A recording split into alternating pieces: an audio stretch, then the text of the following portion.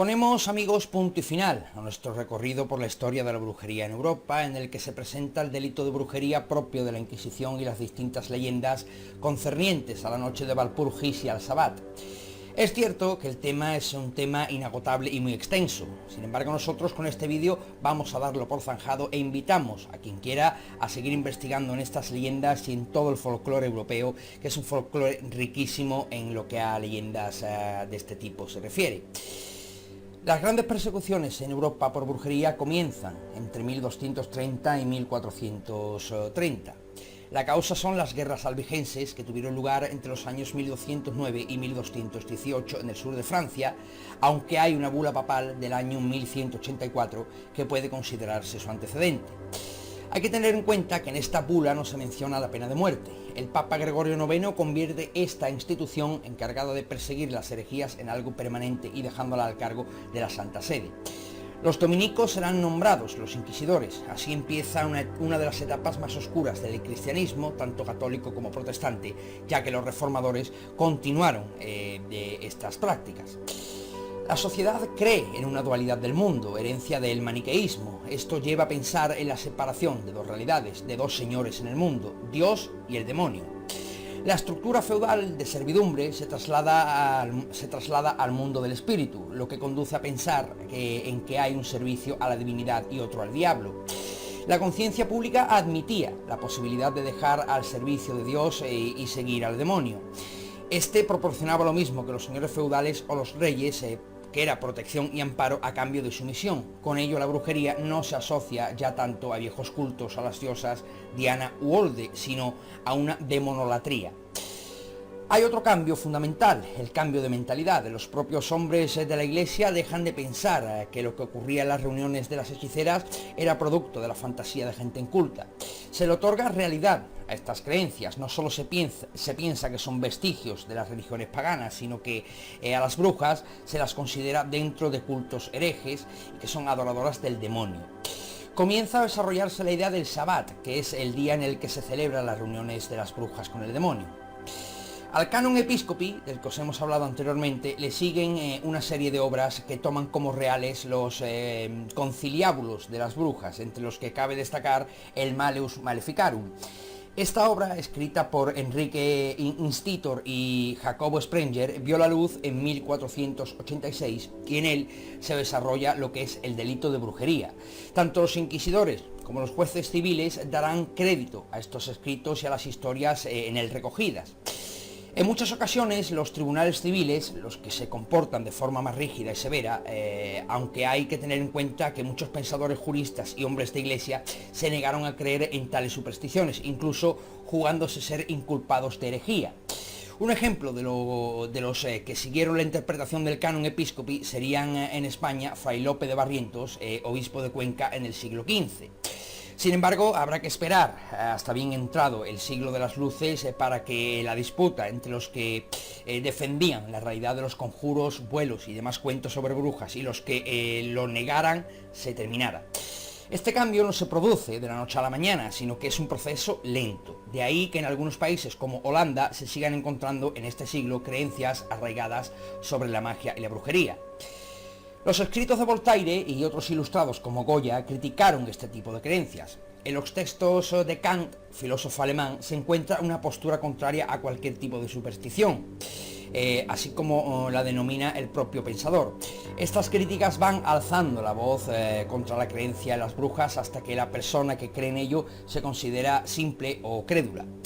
Aunque es cierto que en las zonas rurales se mantienen tales supersticiones y leyendas, y es que las brujas son parte de nuestra herencia, de nuestro imaginario común. La bruja, tal y como se describe en los tratados que surgen en el centro de Europa, se distingue de lo que se ve en las zonas de Italia y España. Se podría distinguir entre la bruja, cuyo ámbito es el rural, y la hechicera de corte clásico, que se mueve en la urbe.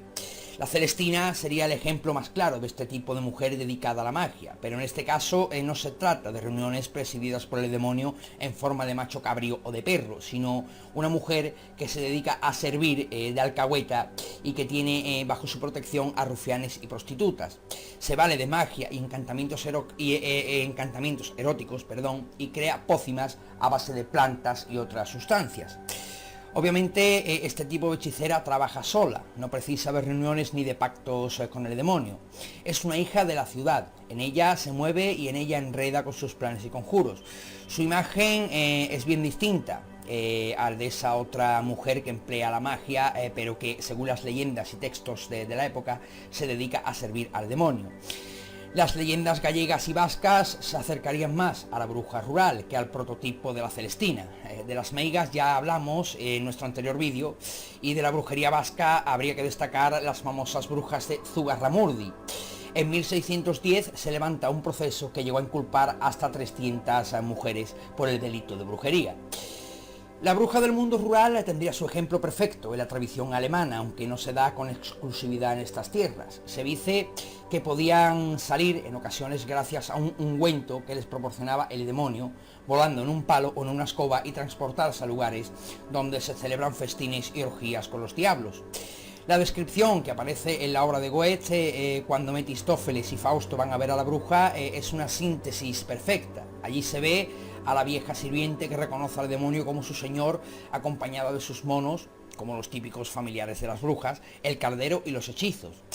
Tal y como se presenta en el imaginario común, ella aparece y desaparece sin necesidad de puertas, y de su boca sale el conjuro que hará a Fausto recobrar la juventud. En la misma obra se encuentra la Noche de Walpurgis, celebrada en la cordillera del Harz, que es una fiesta clásica asociada a las brujas. La Noche de Walpurgis coincide con el 1 de mayo, es decir, con la entrada de la primavera. Hay en toda Europa festividades asociadas con este mes. Por ejemplo, la festividad de los mayos, que consiste en bailar el primer domingo de este mes alrededor de un árbol colocado en la plaza del pueblo. El origen de estas fiestas, como el de la Noche de Walpurgis, es anterior al cristianismo. La diferencia es que la fiesta de los mayos fue aceptada por la Iglesia, mientras que la Noche de Walpurgis se relacionó con el nacimiento de Satán o con la fiesta de Santa Walpurgis. Los especialistas han encontrado elementos del folclore germánico, ya que los conciliábulos de las brujas coinciden con las reuniones de las valquirias, divinidades de la mitología nórdica encargadas de seleccionar a los guerreros para el Valhalla. También se pueden ver otras fechas señaladas en el calendario que concuerdan con las reuniones de las brujas, como son las de los solsticios o la víspera de Todos los Santos, esto es Halloween. En la noche del solsticio de invierno, lo que sería la Navidad cristiana, se pueden oír, según algunas leyendas, estrépitos producidos por ejércitos, misterios o almas en pena. Se creía en algunas zonas de Europa que en este tiempo las brujas con forma de lobo o de cualquier otro animal entraban en las casas de los vecinos y se bebían su bebida. Obviamente, tanto el solsticio de invierno como el de verano tienen un origen anterior al cristianismo.